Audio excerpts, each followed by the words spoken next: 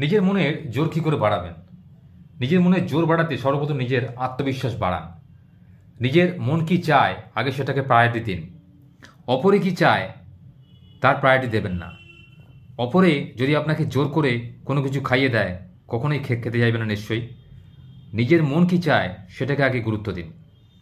আর অপরের দেখে কখনোই নিজের জীবনটাকে বিব্রত করবেন না। আপনি যেরকম আছেন সেরকমই থাকার চেষ্টা করুন, কারণ ভগবান সবাইকে সব কিছু দেয় না। এটাকে মাথায় রেখে নিজের মানসিক অবস্থাটাকে পরিবর্তন করুন। নিজের মনকে বোঝান যে আপনি কি চান, আপনি কি হতে পারেন। সেই পথে আপনাকে এগোতে হবে। সেই পথে যদি না এগোতে পারেন তাহলে কিন্তু জীবনটাই বৃথা।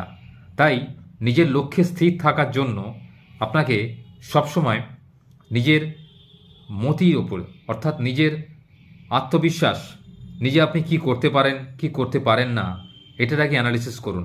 দেখবেন আপনার চলার পথের সমস্ত বাধাকে কিন্তু আপনি সহজে অতিক্রম করতে পারবেন।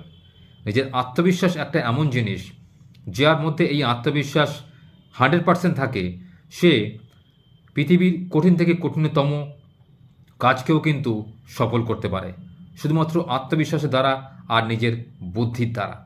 তাই বুদ্ধি এবং আত্মবিশ্বাসকে 100% জাগ্রত করার চেষ্টা করুন। জীবনে সফলতা আপনার আসবেই।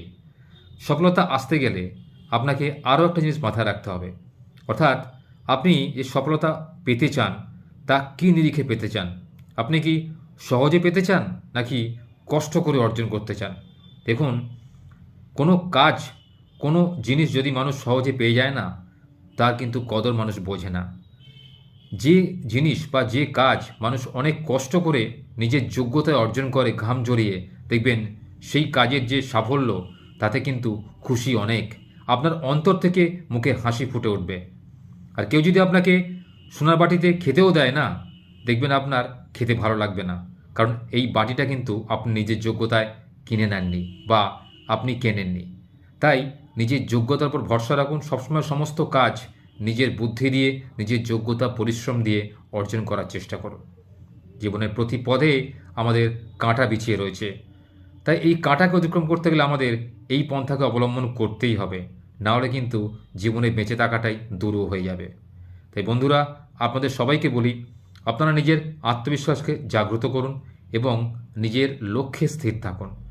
আর কখনোই অপরের দেখে নিজের জীবনটাকে বদলানোর চেষ্টা করবেন না। তাহলে দেখবেন জীবনে আপনি অনেক শান্তি পাবেন, অনেক খুশিতে থাকতে পারবেন।